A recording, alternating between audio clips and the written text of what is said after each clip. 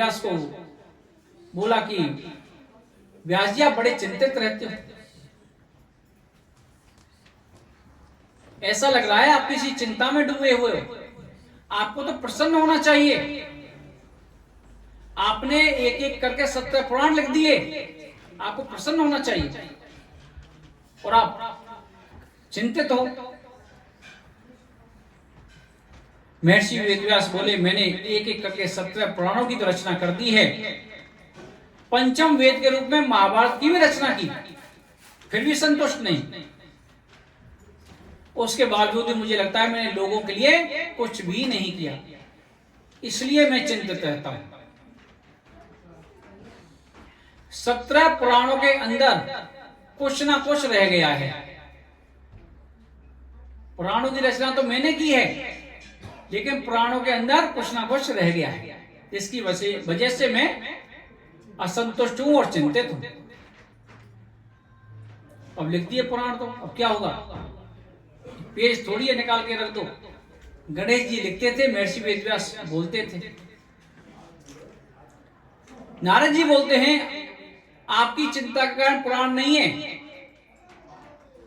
आपने भगवान श्री कृष्ण की लीला कथा को कहीं वर्णन किया नहीं है। विष्णु पुराण बना दिया, शिव पुराण बना दिया, देवी पुराण बना दिया, फिर कृष्ण भगवान के पुराण की जरूरत क्या थी भागवत की, जब ब्रह्मा विष्णु महेश हैं तो। क्योंकि कृष्ण सबसे अलग है। भगवान श्री कृष्ण ने कल बताया था हमने, 3 रूप धारण करते हैं, ब्रह्मा विष्णु महेश का। नहीं तो विष्णु पुराण की रचना हो गई, अगर विष्णु के अवतार भगवान श्री कृष्ण होते तो भागवत की जरूरत ही नहीं थी। बिल्कुल अलग है,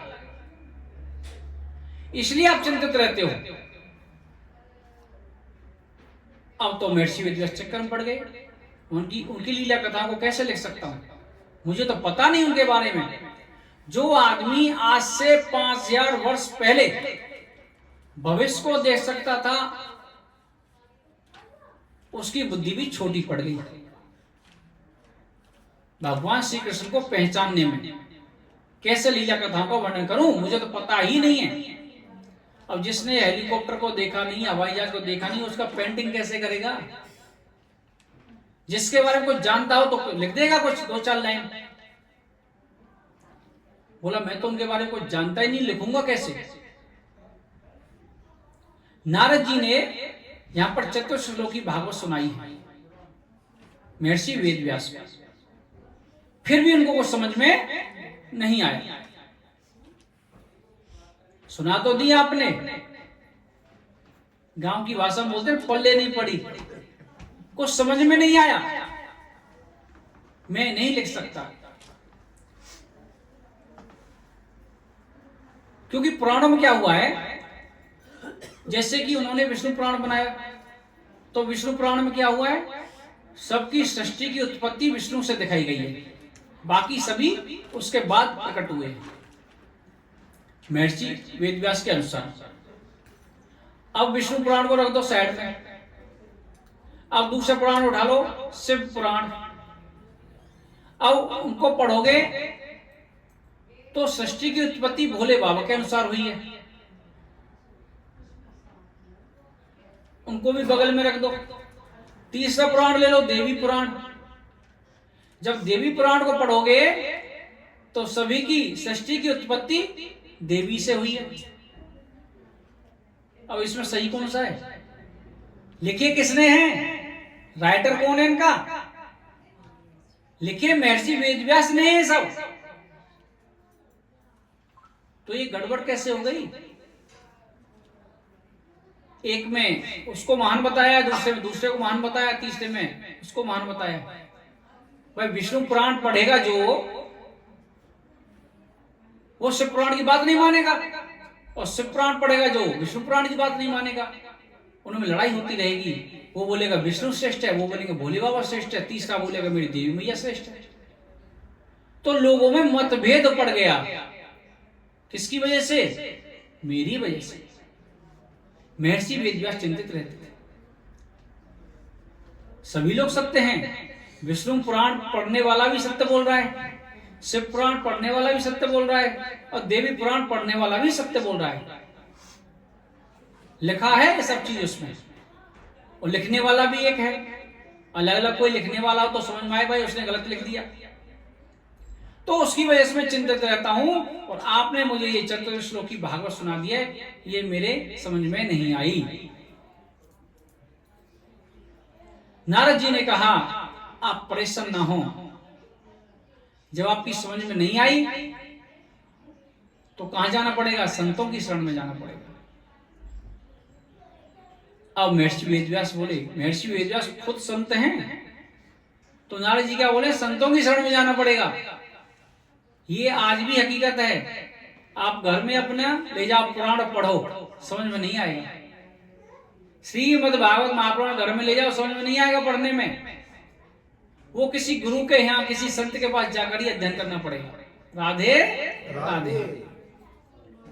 तो उन्होंने बोला संतों की शरण में जाओ। महर्षि वेदव्यास बोले आपने मुझे भागवत सुना दी, तो इससे भी बड़ी ऊंची संत कृपा है क्या? उनके यहाँ संत कृपा सबसे ऊंची होती है। संतों का जिसका आशीर्वाद मिल जाए, संतों की जिसके ऊपर कृपा हो जाए, उसके लिए कुछ भी असंभव नहीं है। तो उन्होंने बोला ऐसे कैसे हो सकता है? तो नारद जी ने उदाहरण देके समझाया। नारद जी बोले पिछले जन्म में मैं भी दासी पुत्र था। नारद जी क्या बोलते हैं? मैं भी दासी पुत्र था, और संतों की कृपा की वजह से मैं नारद बन गया। उन्होंने बताया पिछले जन्म की बात। ये सत्युग, त्रेता, द्वापर, कलयुग, कल्प खत्म हो जाता है, पर दूसरे कल्प में नारद जी बने। तो उससे पहले कल्प की बात वो कर रहे हैं। वो बोलते हैं कि हमारे पिताजी जल्दी चले गए, मैया और हम रह गए घर में अकेले। तो हम एक साधु संतों के पास जाकर आश्रम में कुछ सेवा करने लग गए और अपना पेट पालने लग गए। प्रतिदिन यही दिनचर्या चलती। अब कुछ दिन बाद कुछ साधु आ गए चतुर्मास के लिए। कार्तिक से प्रारंभ होता है, नहीं कार्तिक में पूरा होता है। तो आ गए, तो साधु संत बोले साधु संत ज्यादा हो गए, सेवा थोड़ी ज्यादा करनी पड़ेगी। नारद जी की मैया बोली कोई बात नहीं। नारद जी छोटे थे, मैया उनकी कार्य करती आश्रम में, और नारद जी सत्संग सुनते साधु में। सत्संग सुनते सुनते को इतना ज्ञान हो गया, उनको लगा कि जीवन में कुछ भी नहीं है। 4 महीने के बाद साधु संत जाने लगे, तो नारद जी पीछे पड़ गए कि आप मुझे भी साथ ले चलो। मैया ने मना कर दिया था कि मेरा इस जीवन में कोई नहीं है सिवाय इस पुत्र के, इसको साथ लेके नहीं जाना। साधु ने नारद जी को समझाया। उस बच्चे का नाम था रामदास। उस बच्चे को समझाया अभी आपकी माता जिंदा है। मात्र देवो भव, पितृ देवो भव। सबसे पहले भगवान कौन है? माता पिता। कल भी बताया था। आप उनकी सेवा पूजा करो, जब उनका शरीर पूरा हो जाए उसके बाद आप भजन करने के लिए आ जाना। रामदास पीछे पड़ गया, बोला भगवान कोई बात नहीं, जब तक के लिए मुझे मंत्र तो दे दो। तो साधु ने मंत्र दे दिया, ओम नमो भगवते वासुदेव। नारद जी मंत्र का जाप करने लगे। जाप करते थे सुबह शाम, और भगवान से क्या मांगते थे? हे भगवान ये मेरी मैया को उठा ले। क्या मांगते थे? मेरी मैया को उठा ले, इसके चक्कर में मैं भजन करने नहीं जा। राधे राधे। कोई मांगेगा? नारद जी मांगते। भगवान ने सुन ली। सुन क्या ली? किसी ना किसी दिन तो जाना ही है। उनकी मैया जा रही थी गाय से दूध निकालने के लिए, उनका पैर पड़ गया सर्प के ऊपर, सर्प ने डस लिया, और मैया का गोविंदाय नमो नमो। अब बच्चा छोटा था रामदास, रोने लग गया। एक आंख से ठंडे आंसू, एक से गर्म। एक तरफ सोच रहा है कि मेरी तो दुनिया में कोई नहीं था, मैया थी वो भी चली गई छोड़कर, और दूसरी तरफ सोच रहा है कोई बात नहीं, चलेगी तो भजन तो कर लूंगा। मैया का अंतिम संस्कार किया है, उसके बाद सीधे वन में चले गए हैं और ओम नमो भगवते वासुदेव का तप किया है। उस जन्म में शरीर को छोड़ने के बाद अगले कल्प में नारद जी के रूप में अवतार लिया है। और राधे ये हुई संतों की कृपा। लेकिन संतों को मिलने कैसे जाना चाहिए? संतों के पास हम जाते कैसे जाना चाहिए? संत मिलन को चालिए तज माया अवमान। संत मिलन को चालिए तज माया अवमान। ज्यों ज्यों पग आगे बढ़े कोटिन यज्ञ समान। साधु संतों के पास जब जाओगे ना विधान से, तब ही फायदा है। संत मिलन को चालिए तज माया अवमान। अपना पैसा साइड में रख दो, अपना पद साइड में रख दो। आप कौन हो, किस पद पर कार्य कर रहे हो, कितने पैसे वाले। साधु संतों को क्या मतलब? उनको तो 2 रोटी खानी है बस। राजा दशरथ को संतान नहीं थी। जब वशिष्ठ जी के पास गए पुत्र की कामना के लिए, तो कैसे गए थे? एक भिक्षुक बनकर। नहीं, राजा था। राजा दशरथ हाथी पे जा सकते थे, घोड़े पे जा सकते थे, रथ में जा सकते थे, सेना के साथ जा सकते थे, लेकिन नहीं, नंगे पैर और एक भिक्षुक बनकर गया। पानी हमेशा ऊपर से नीचे की तरफ बहता है। किसी से कुछ लेना है तो भिक्षुक बनना पड़ेगा। साधु संतों को समझाते हैं आशीर्वाद लेने के लिए, लेकिन हम अपना पद दिखाएं, अपना पैसा दिखाएं, अपनी प्रतिष्ठा दिखाएं, तो वहां से कुछ मिलने वाला नहीं। एक गांव में एक साधु आए। उन्होंने देखा कि गांव वालों का भाव देखना है। गांव वालों का भाव देखना है, कैसे लोग हैं, सत्संगी हैं या नहीं है।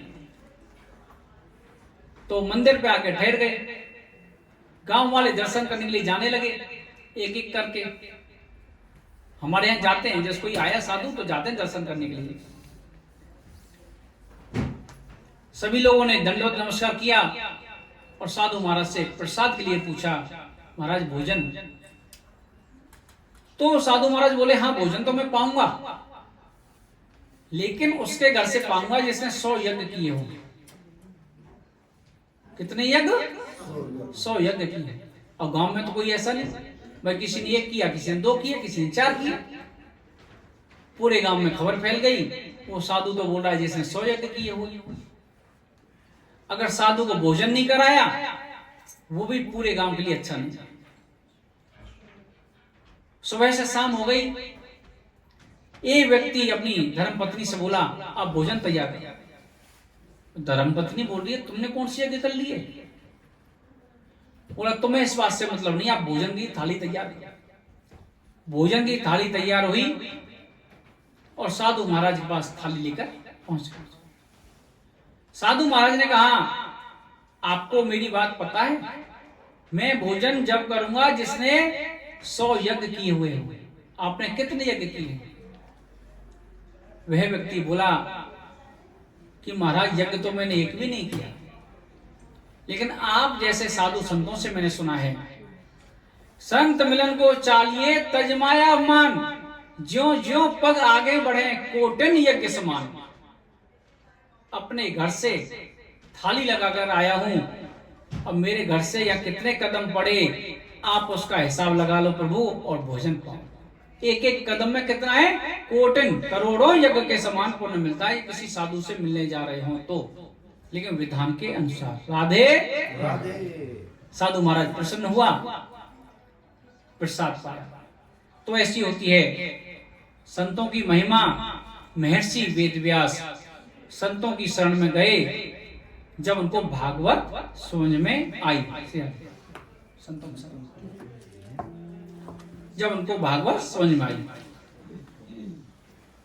किसी संतों के पास जाना पड़ेगा या गुरु के पास जाना पड़ेगा, तभी श्रीमद् भागवत कथा समझ में आएगी। संतन के संग लाग रे,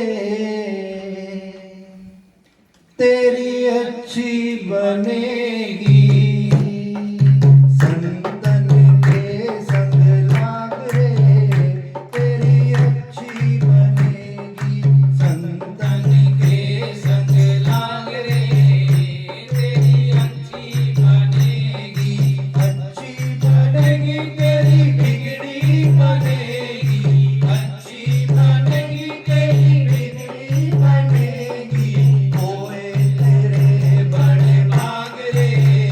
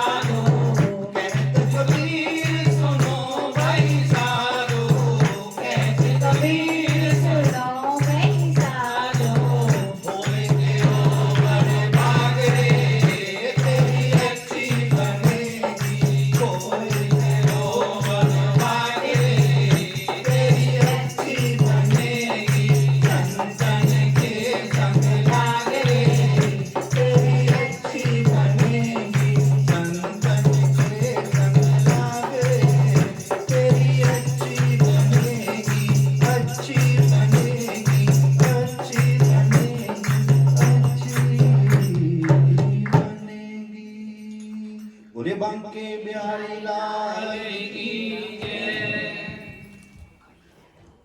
इस प्रकार महर्षि वेदव्यास ने संतों की शरण ली। संतों की शरण के बाद क्या हुआ? जो 4 श्लोकों की भागवत सुनाई थी देवर्षि नारद जी ने, उसके कितने श्लोक बना दिए? 18,000 श्लोक। महर्षि वेदव्यास ने 4 श्लोकों के 18,000 श्लोक बना दिए और श्रीमद् भागवत कथा की रचना हो गई। बोलो श्रीमद् भागवत महापुराण की जय। कल हमने श्रीमद् भागवत कथा का महात्म्य सुनाया कि उसके सुनने से क्या क्या होता है। आज हमने सुनाया कि श्रीमद् भागवत कथा की रचना कैसे हुई, उसको देवर्षि नारद जी ने किस प्रकार लिखा। अब लिख तो दी, लिखने से थोड़ा काम चलता है। अब कोई भी कंपनी कोई प्रोडक्ट बनाती है तो उसकी मार्केटिंग करती है, बिना एडवर्टाइज के कुछ काम नहीं चलता। अब भागवत की रचना तो हो गई, लेकिन इसके आगे कैसे बढ़ाऊं श्रीमद् भागवत को? महर्षि वेदव्यास सोचने लगे इस कथा का सुनने का सर्वप्रथम अधिकारी कौन है, इस कथा को सर्वप्रथम किसको सुना। बहुत सोच विचार कर महर्षि वेदव्यास को अंदर से आवाज आई, इसके प्रथम अधिकारी हैं श्री सुखदेव जी। कल हमने सुखदेव जी के जन्म के बारे में बताया आपको, जिन्होंने गर्भ को ही मंदिर बना लिया। उनके ऊपर माया का असर नहीं हुआ। श्रीमद् भागवत कथा के सर्वप्रथम अधिकारी कौन है? श्री सुखदेव जी। और सुखदेव जी कहाँ हैं? वन में। वन में तपस्या कर रहे हैं। वो तो निराकार ब्रह्म को मानते थे श्री सुखदेव जी। उनको कैसे बुला के लाए? महर्षि वेदव्यास की तो बस की नहीं, जंगल में कहां ढूंढे। तो उनके गुरुकुल में कुछ शिष्य रहते थे। उन शिष्यों को बुलाया और बोले कि ऐसा करो, वन में जाओ, श्री सुखदेव जी को ढूंढो पहले, और एक श्लोक दे दिया, आधा श्लोक श्रीमद् भागवत कथा का। जहां पर वो तपस्या कर रहे हो उनके पास खड़े होकर सुना देना, जगाने की भी जरूरत नहीं है, खड़े होकर सुना देना। और शिष्य पहुंच गए वन में, ढूंढते ढूंढते श्री सुखदेव जी को। सुखदेव जी मिल गए तो उन्होंने श्लोक सुनाया, वरिहा पीडम नटवर्बु कणियो कणिकारम विप्रदवास कनक कपि संवेजयन्ती चय मालाम। इसमें परम पिता परमेश्वर यानी मेरे गोविंद की सुंदरता का वर्णन है कि भगवान कितने सुंदर हैं। प्रतिदिन कितने सुंदर रहते हैं मेरे गोविंद, दूल्हे की तरह। देखो नीचे बैठे हुए हैं सज धज के अभी भी। अब सुखदेव जी के कानों में ये मंत्र पढ़ा तो उनकी आंख खुल गई कि ऐसा भगवान कौन है जो इतना सुंदर है। तो शिष्यों से बोले इसके आगे सुनाओ। शिष्य बोले इसके आगे हमें नहीं आता, अगर इससे आगे सुनना है तो अपने पिताजी के पास जाओ। सुखदेव जी बोले ठीक है, भगवान सुंदर है, स्वभाव अच्छा नहीं हुआ तो क्या करेंगे हम ऐसे भगवान का। यहां से पिताजी के पास जाएं और भगवान को कोई गड़बड़ी निकलाई तो, स्वभाव अच्छा नहीं हुआ तो हमारा समय खराब हो जाएगा। फिर से समाधि मिली। शिष्य आगे वापस महर्षि वेदव्यास के पास पूरा हाल सुनाया। महाराज आंख तो खोली, पूछने भी लगे इससे आगे सुना, इससे आगे हमें नहीं आता। हमने बोला आपके पास आने के लिए, फिर से आंखें बंद कर ली, समाधि में चले गए। कभी डॉक्टर मेडिसिन देता है ना, डोज कम पड़ गई है, महर्षि वेदव्यास ने दूसरा मंत्र दिया, ये मंत्र ले जाओ और ये जाके सुनाओ।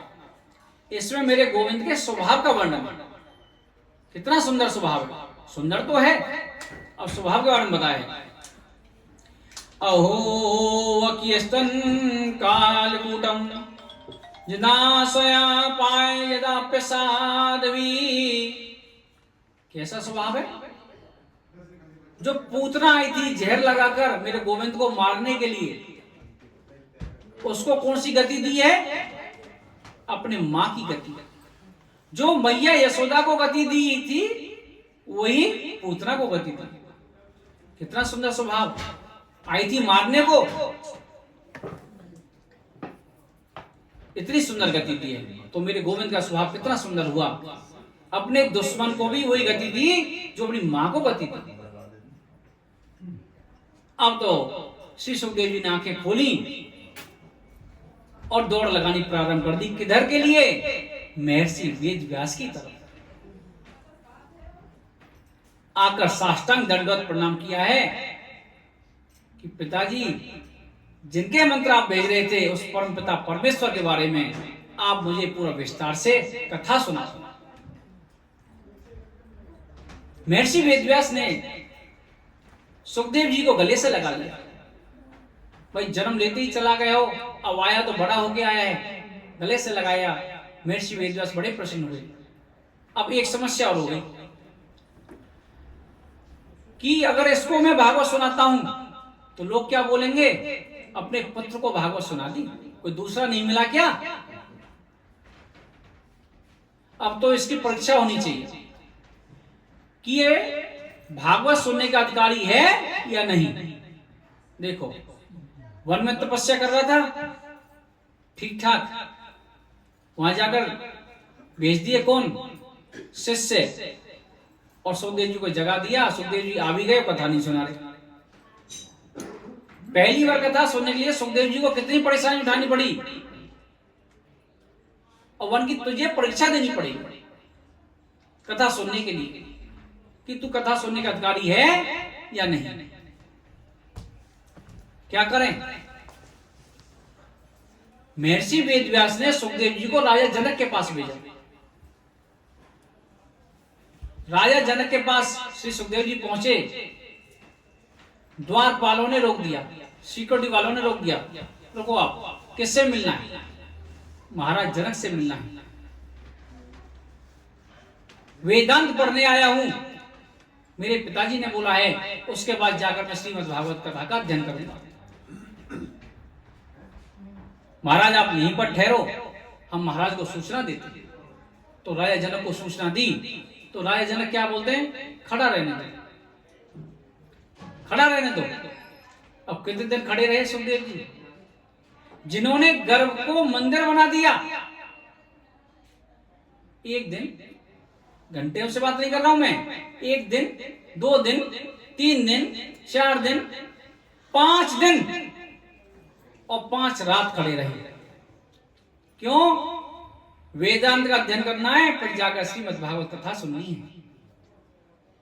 सुखदेव जी खड़े रहे और हम, समय नहीं है भागवत सुनने का।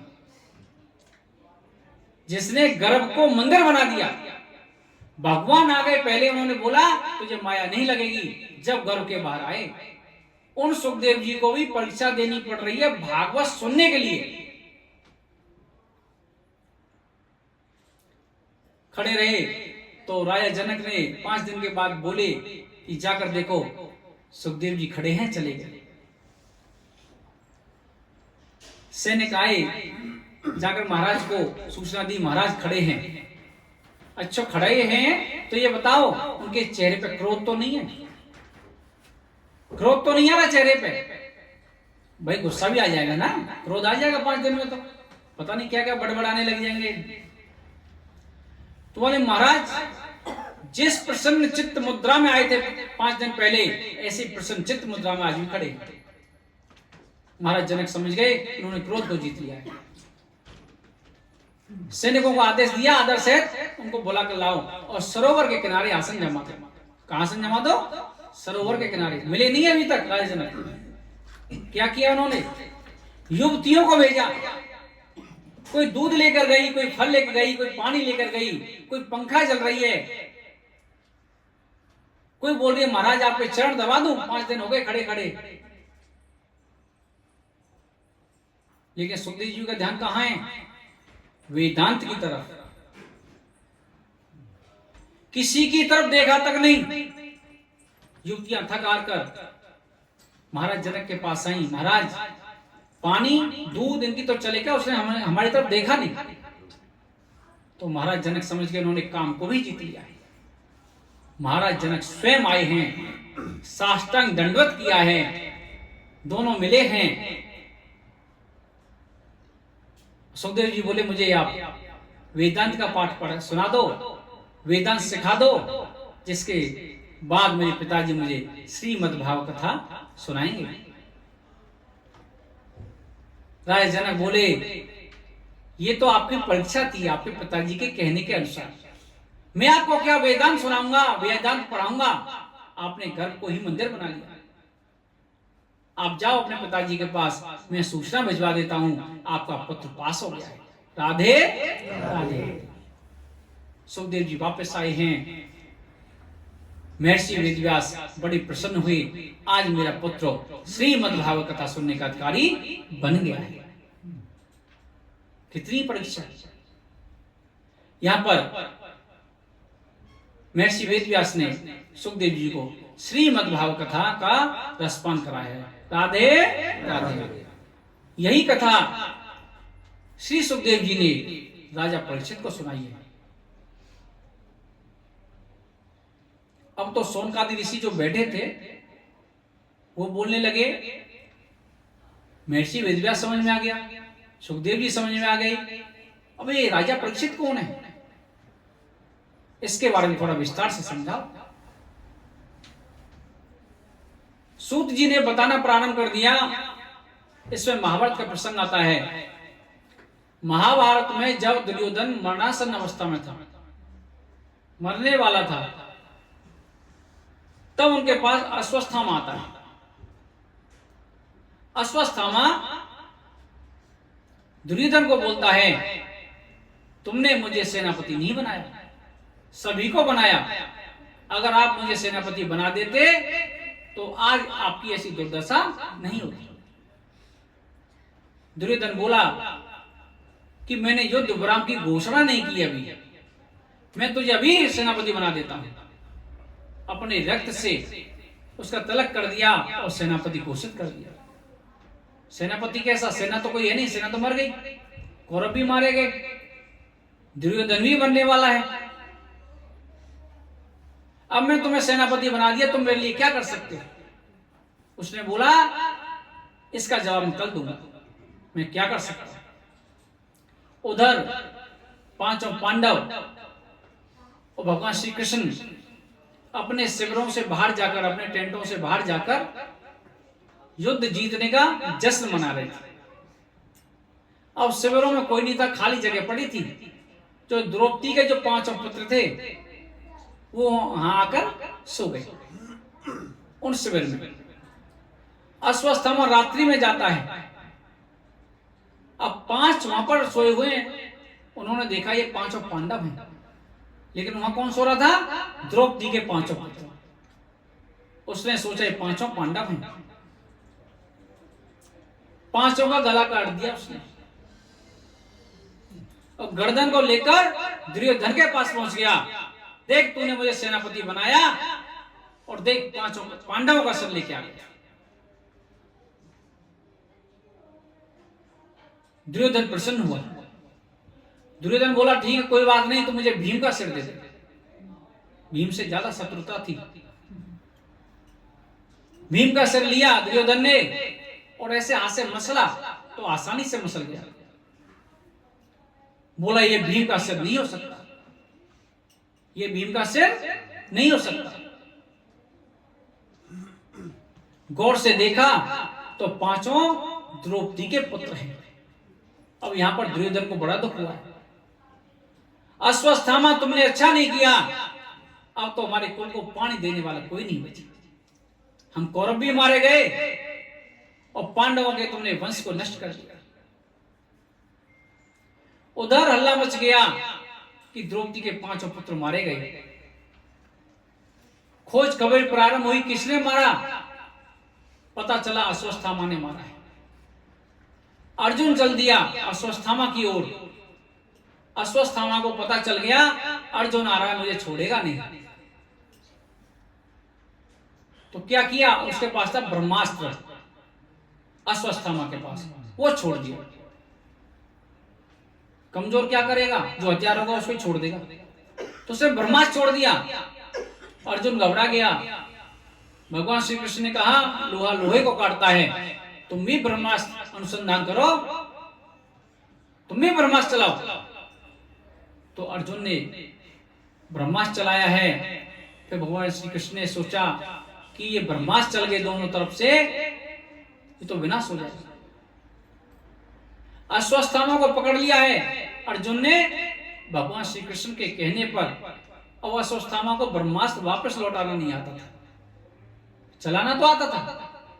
फिर अर्जुन ने दोनों ब्रह्मास्त्रों को शांत किया है और अश्वत्थामा को पकड़कर कहां ले गए? द्रौपदी के पास, क्योंकि सबसे बड़ा गुनहगार द्रौपदी का है। अब द्रौपदी क्या बोलती है अश्वत्थामा को देखकर? सब लोग बोलते हैं मारो मारो, लेकिन द्रौपदी क्या बोलती है? बोलती है इसको मारो मत, इसको छोड़ दो। मेरे पुत्र तो चले गए, वो वापस आने वाले नहीं हैं, लेकिन इसके पिताजी गुरु द्रोणाचार्य हमारे युद्ध में मारे गए, तो गुरु माता अकेली रह जाएगी। कितना बड़ा हृदय! एक पुत्र नहीं 5 पुत्र मारे, फिर भी बोलती है इसको छोड़ दो। अब भीम बोलता है नहीं छोड़ेंगे, अर्जुन बोलता है वो भी हम नहीं छोड़ेंगे। तो सभी भगवान श्री कृष्ण की तरफ देखने लगे कि आखिर आप भी तो बोलो, करें क्या? भगवान श्री कृष्ण क्या बोलते हैं? ब्रह्म बंधुन हन्तव्य आतताई बदारणा। भगवान श्री कृष्ण ने कहा, ब्राह्मण कितना भी पापी हो उसका वध नहीं करना चाहिए, और बच्चों के हत्यारे को छोड़ना नहीं चाहिए। और दोनों बात बोल दी, ब्राह्मण को मारना नहीं चाहिए और बच्चों के हत्यारे को छोड़ना नहीं चाहिए। ये तो ब्राह्मण भी है और बच्चों का हत्यारा भी, करें क्या? बीच का रास्ता। भीमसेन बोले अगर 2-4 पंच तुम्हारे जैसे हो गए ना तो देश का तो कल्याण हो जाएगा। एक तरफ बोल रहा है मारना नहीं चाहिए, दूसरी तरफ बोल रहा है मार देना चाहिए, तो करें क्या? तो सभी ने निष्कर्ष निकाला, ब्राह्मण की बेइज्जती करना ही मरने के बराबर।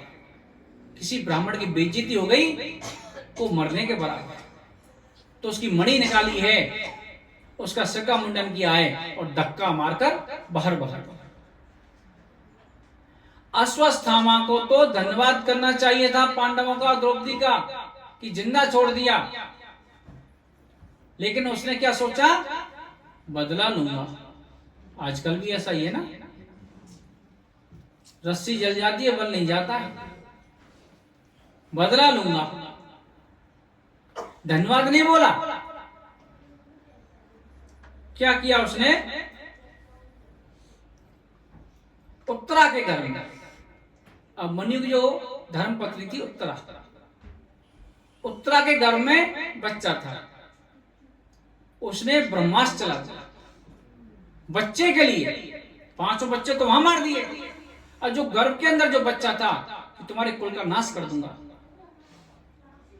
उधर भगवान श्री कृष्ण सभी से विदा लेकर द्वारकापुरी को जाने वाले थे, रथ में बैठने वाले थे।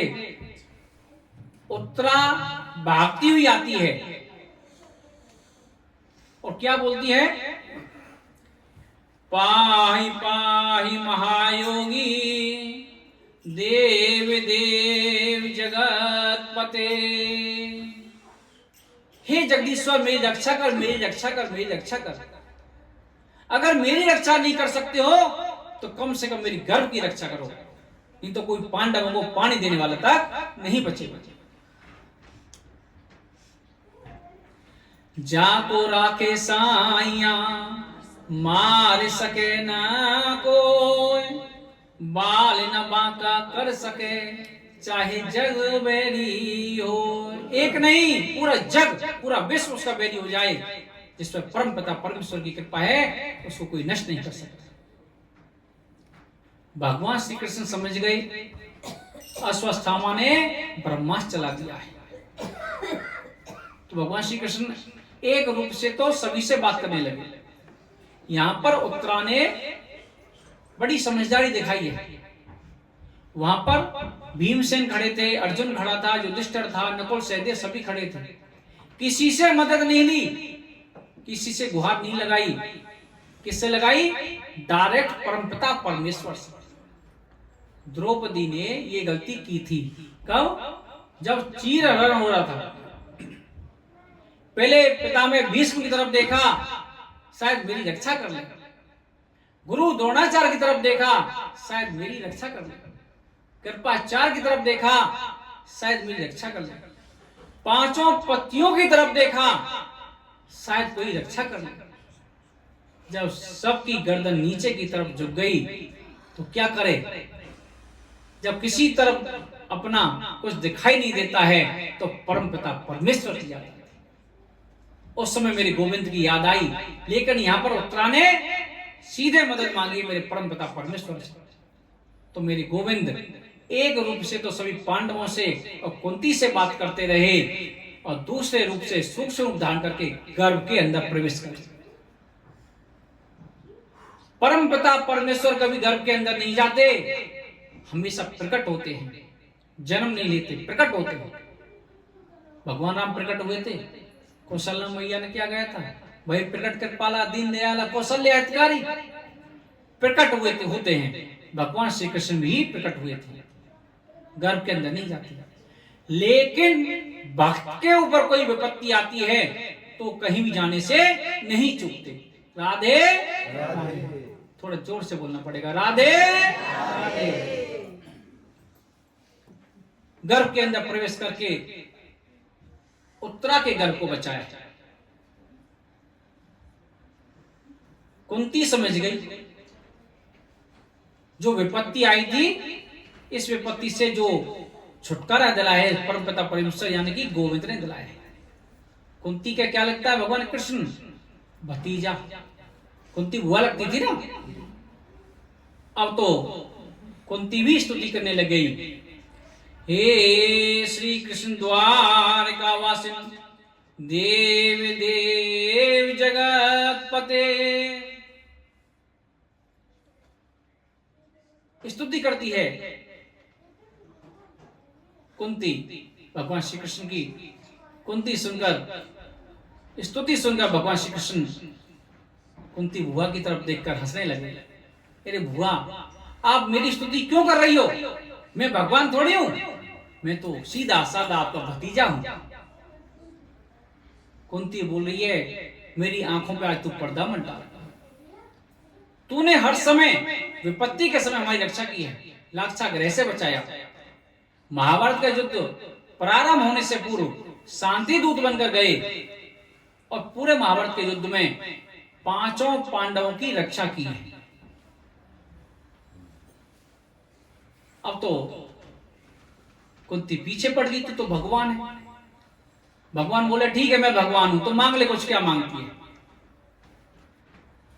क्या मांगा कुंती ने? विपिद संतुना शाश्वतत्र जगत गुरु। क्या मांगा? दुख दे दे, दुख हो। कोई मांगेगा? अगर भगवान आ जाए और बोले लग जाए मांग ले,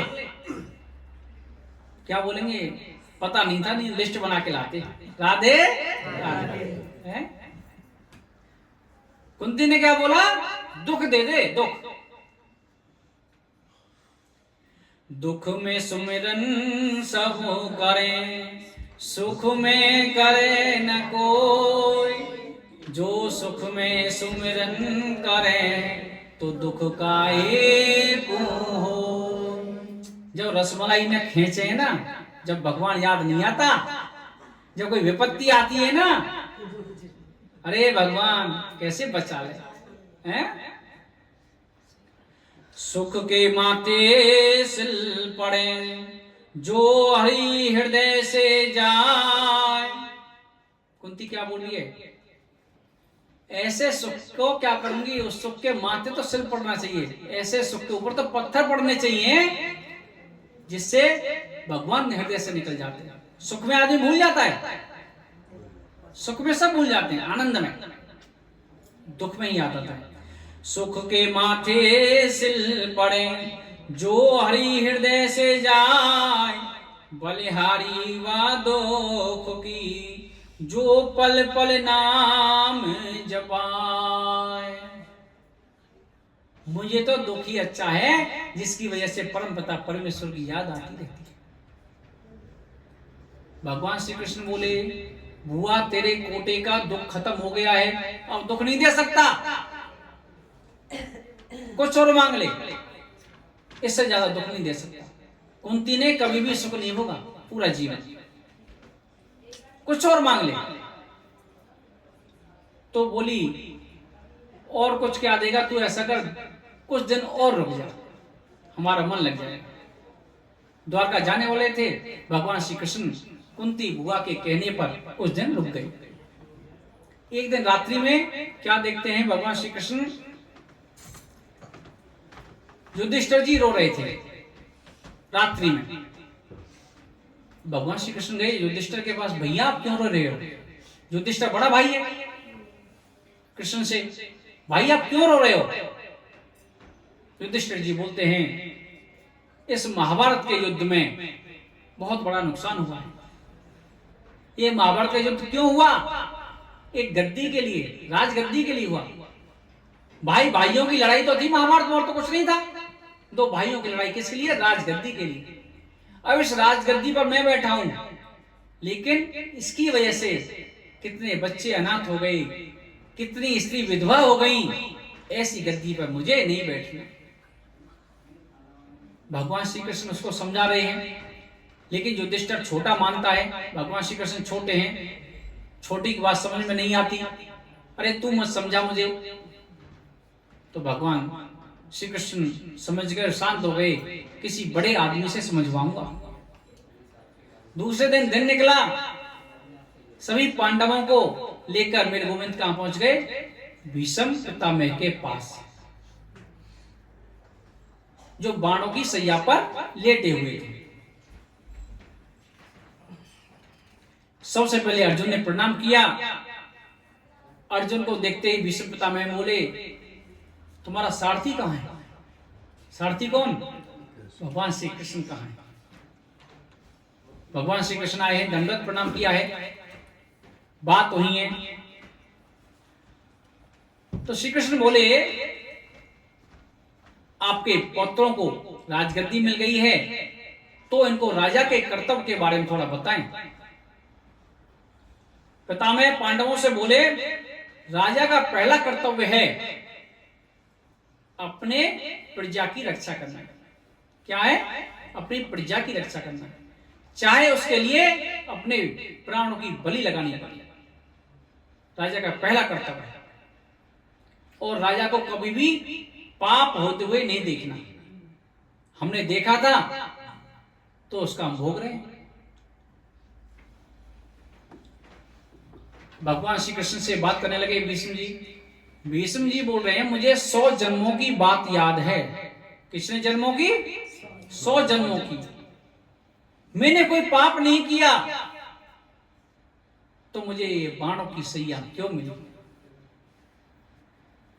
भगवान श्री कृष्ण बोले, 100 जन्मों की बात याद है, वो ठीक है, लेकिन उससे एक जन्म पहले, 101 जन्म पहले आपका ये अपराध है। आप उस समय भी राजकुमार थे, आप कहीं जा रहे थे तो आपके रथ के सामने 2 मोही सांप आ गया। एक सांप होता है ना जिसके दोनों तरफ मुंह होता है, दो मोही सांप आ गया, आपने रथ को रोका और अपने बाण से उठाकर सांप को पीछे की तरफ फेंक दिया। आपने देखा नहीं वो सांप कहां जाकर गिरा है। वो सांप गिरा था कांटेदार पेड़ के ऊपर। अब सांप के पैर तो है नहीं, मुंह है नहीं, किसी से हेल्प ले ले। तो उसने तड़प तड़प कर अपने प्राणों का अंत किया है, जिसकी वजह से आपको बाणों की सजा मिली। कर्मों का लेख मिटता नहीं है, चाहे किसी भी जन्म में हो। इस मनुष्य जन्म में 84 लाख जन्मों के कर्म हमको भोगने पड़ जाते हैं। कभी कभी प्रारब्ध भोगते हैं। एक ही घड़ी मुहूर्त में बच्चे पैदा हुए, एक झोंपड़ी वाले के घर में पैदा हुआ, एक महलों में पैदा हुआ। उस झोंपड़ी वाले के पास कर्जा हो गया पैदा होते ही, और महलों वाले के पास पैसा हो गया।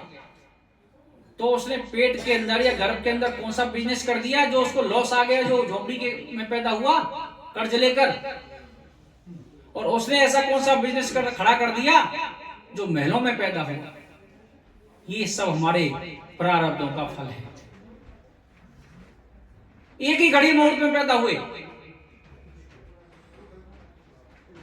और दूसरा अपराध था, भीष्म पिछले जन्म में वसु भी थे।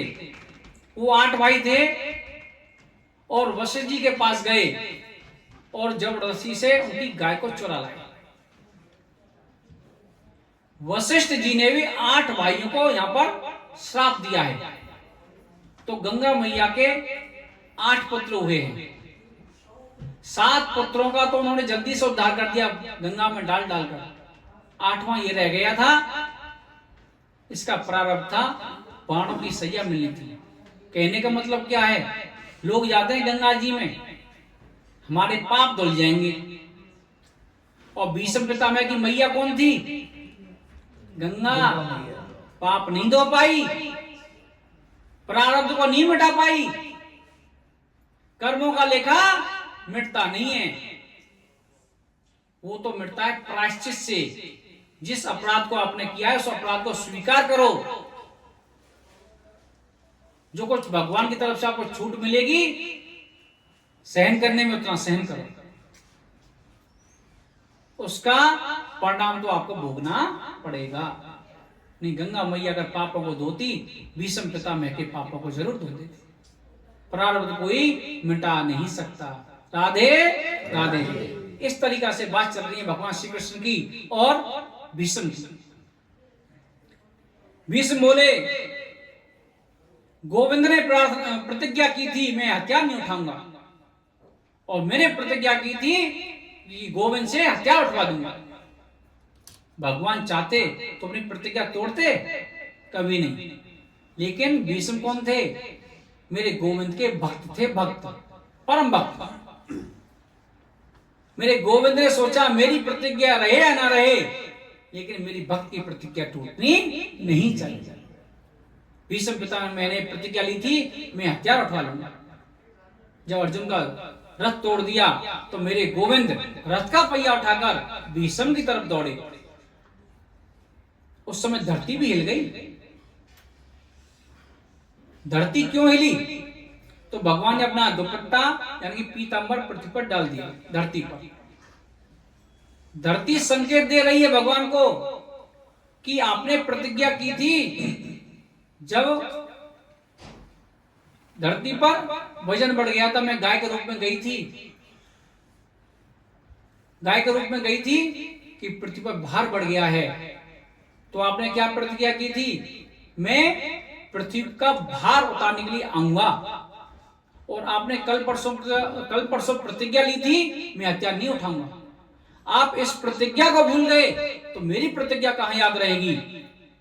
भगवान ने पीतांबर डाला है, हे वसुंधरा, हे पृथ्वी, मैं तेरी प्रतिज्ञा को भूला नहीं हूं। ये तो भक्त और भगवान के बीच की बात है। इस तरीका से बात चल रही है। मेरे गोविंद बोले, आपको इच्छा मृत्यु का वरदान है, आपको हम ठीक कर देते हैं, आप अपने पौत्रों के साथ राज्य में रहिए। तो भीष्म पितामह क्या बोलते हैं मरते समय जिसका नाम नहीं आता, ऋषि मुनि भजन करते रहते हैं, अंत समय में राम नहीं निकलता, कृष्ण नहीं निकलता, राधा नहीं निकलती, भोले बाबा का नाम नहीं निकलता, किसी भगवान का नाम नहीं निकलता। आज तो आप साक्षात परमपिता परमेश्वर मेरे सामने खड़ा है, इससे अच्छी मृत्यु क्या होगी। भीष्म स्तुति करने लगे। इतना तो कर ना स्वामी, जब प्राण तन से निकले, गोविंद नाम लेकर, फिर प्राण तन से निकले, इतना तो करना स्वामी, जब प्राण तन से निकले, गोविंद नाम लेकर, फिर प्राण तन से निकले। श्री गंगा जी का तट हो, जमुना का बंसी बट हो, मेरा सांवरा निकट हो, इतना तो करना स्वामी, जब प्राण तन से निकले। श्री वृंदावन का स्थल हो, मुख में तुलसी दल हो, विष्णु चरण का जल हो, जब प्राण तन से निकले, इतना तो करना स्वामी, जब प्राण तन से निकले। जब कंठ प्राण आए, कोई रोग ना सतावे, जम दर्श ना दिखावे, जब प्राण तन से निकले, इतना तो करना स्वामी, जब प्राण तन से निकले। पीतांबरी कसी हो, छवि मन में ये बसी हो, होठों पे कुछ हंसी हो, जब प्राण तन से निकले, इतना तो करना स्वामी, जब प्राण तन से निकले। उस वक्त जल्दी आना, नहीं शाम भूल न जाना, राधा जी को संग लाना, जब प्राण तन से निकले,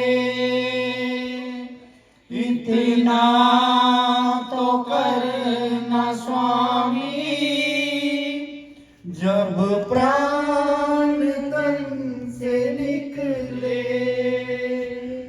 एक बात की है अर्जी, खुद गर्ज की है गर्जी, आगे तुम्हारी मर्जी, जब प्राण तन से निकले, इतना तो करना स्वामी,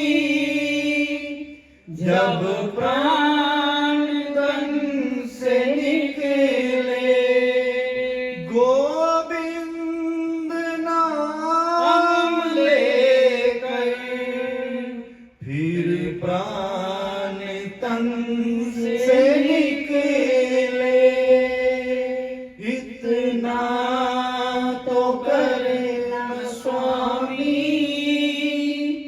जब प्राण तन से निकले। बोले बांके बिहारी लाल। इस तरह भीष्म जी ने मेरे गोविंद की स्तुति की है कि मरते समय नाम याद आता नहीं। देहांत काले तुम सामने हो, मुरली बजाते मन को लुभाते, यह गीत गाकर तन नाथ त्यागूं, गोविंद दामोदर मातवेदी। भीष्म ने भगवान श्री कृष्ण की ओर देखा और देखते हुए अपने भौतिक शरीर को त्याग दिया। राधे राधे। उसके बाद सभी पांडवों ने मिलकर अंतिम संस्कार किया है भीष्म जी का। उसके कुछ दिन बाद मेरे गोविंद सभी से आज्ञा लेकर द्वारका की ओर गए। वहां पर जाकर अपनी माता पिता को चरण दंडवत किया है, वसुदेव जी को और मैया देवकी को। अभिवादनशीलस्य नित्यं वृद्धोपसेविनः, चत्वारि तस्य वर्धन्ते आयुर्विद्या यशोबलम्। हम दंडवत प्रणाम क्यों करते हैं? चाहे माता पिता को, चाहे गुरुजनों को, चाहे भगवान को, चाहे अपने से बड़ों को। क्यों करते हैं हम? जो अवादनशील होते हैं उसकी चार चीजें बढ़ती हैं अपने आप। जो दंडवत प्रणाम करता है, चत्वारि तस्य वर्धन्ते आयुर्विद्या यशो बलम। आयु बढ़ती है, विद्या बढ़ती है, यश बढ़ता है, बल बढ़ता है। इसलिए हम सभी को दंडवत प्रणाम करते हैं। राधे राधे। मेरे गोविंद वहां पर पहुंच जाते हैं द्वारकापुरी में। उधर विदुर जी आते हैं धृतराष्ट्र के पास कि अब तो भीष्म पितामह भी चले गए, महाभारत का युद्ध भी हो गया, सभी कौरव मारे गए, आप कब तक पांडवों के टुकड़ों पर पलते रहोगे? धृतराष्ट्र बोला, भाई मैं तो अंधा हूं, मैं कहां जाऊं? विदुर जी बोले, मैं आपको लेकर चलता हूं। तो गांधारी को और विदुर धृतराष्ट्र को लेकर वन में चले गए। सभी पांडव सुबह के समय धृतराष्ट्र और गांधारी जी को प्रणाम करने आते थे। दूसरे दिन आए उनके कक्ष में, उनके कमरे में, तो उनको नहीं पाया, बड़े दुखी हुए। नारद जी ने आकर बताया है कि आज से 5वें दिन उनकी मृत्यु हो जाएगी।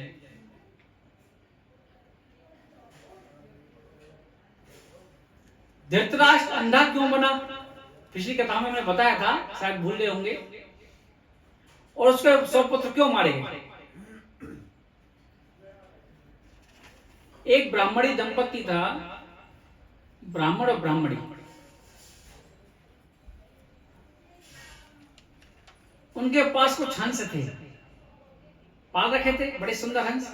हंसों का जोड़ा था, उनके बच्चे भी थे। अब उनको यात्रा करने जाना था, तीर्थ यात्रा। लेकिन हंसों को साथ नहीं ले जा सकते, क्या करें?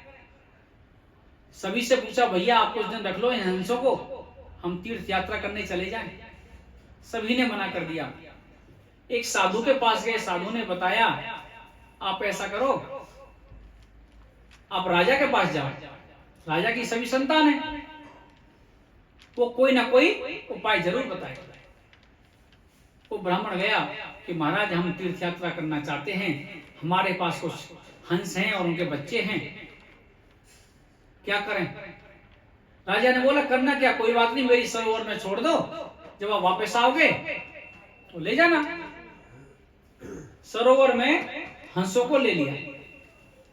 अब वो चले गए तीर्थ यात्रा पे, ब्राह्मण और ब्राह्मणी। क्या हुआ, एक दिन राजा को मांस खाने की चेष्टा हुई। उसने देखा हंसों के बच्चे, वो तो बढ़ते ही जा रहे थे। यात्रा करने ऐसे थोड़ी कि आज गए कल वापस आ जाएंगे। 4 धाम की यात्रा पैदल होती थी, समय लगता था। बच्चे बढ़ते गए और वो उनको भून भून के खाता गया। धृतराष्ट्र ने 100 बच्चे खाए।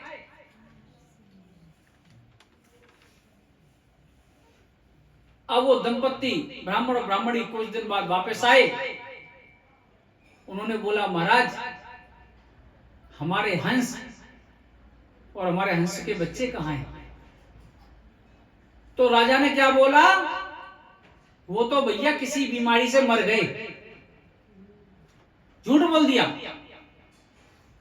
जबकि उस ब्राह्मण और ब्राह्मणी ने आंख बंद करके विश्वास किया था। आंख बंद करके विश्वास किया था, तो राजा ने क्या किया, विश्वासघात। इसलिए वो अंधा बना। 100 पुत्र खाए, अपने बच्चों की तरह पालता था वो ब्राह्मण और ब्राह्मणी, हंस के जोड़ों को और हंस के बच्चों को, उनको खा गया। ब्राह्मण पेट पे हाथ फेरता हुआ चला गया। ठीक है, मर गए होंगे बीमारी में, विश्वास किया, इसलिए 100 पुत्र मारे गए और अंधा बना। अभी कुछ देर पहले बताया था, कर्मों का लेख मिटता नहीं। अब क्या हुआ, जिस बच्चे की मेरे गोविंद ने रक्षा की थी गर्भ में जाकर, उत्तरा के गर्भ में, उस बच्चे का जन्म हो गया। बच्चे का नाम रख दिया विष्णुरात। क्या नाम? विष्णुरात। और बच्चा थोड़ा बड़ा हुआ तो बैठने लग गया। जब बैठने लग गया तो क्या करे, वो इधर उधर देखे कि वो आदमी कहां है जिसने मेरी गर्भ में जाकर रक्षा की थी। अब चारों तरफ देखे, परीक्षण करे। परीक्षण करने के अनुसार उसका नाम रख दिया परीक्षित। बोल परीक्षित महाराज की जय। इस तरह उत्तरा के गर्भ से परीक्षित का जन्म हुआ है। अब मेरे गोविंद ने